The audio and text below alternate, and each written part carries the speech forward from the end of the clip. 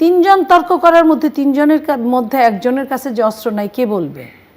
যতগুলো অস্ত্র খোয়া গিয়েছে ওই অস্ত্রগুলোই যদি আপনি হিসাব করেন প্রত্যেকটা সেন্টারে একটা দুইটা করে অস্ত্র কমন পড়ে যায়, যতগুলো সেন্টার আছে তো একটা দুইটা যদি অস্ত্র একটা সেন্টারে থাকে আর কিছু কি লাগে?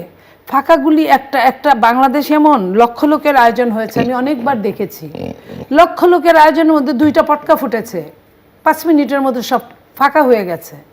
তো সেইখানে জনগণ ঠিক মতো গিয়ে তার ভোটটা দিতে পারবে কিনা, এবং জনগণ সকালবেলা খোঁজ নিবে যে ভোটটা ঠিক মতো হচ্ছে কিনা।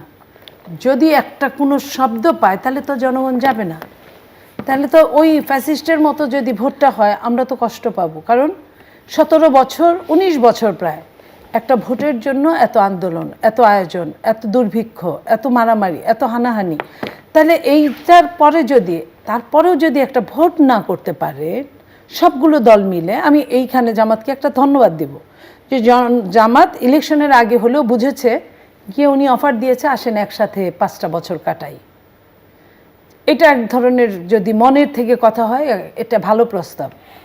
যে জাতীয় সরকার, বিএনপি তো বলেছেই যে আমরা জাতীয় সরকার করতে চাই, 31 দফার মধ্যেই বলা আছে স্পষ্ট যে ছোট বড় সব দল নিয়ে আমরা একটা সরকার গঠন করতে চাই, যা সবারই অবদান যাতে কম বেশি থাকে।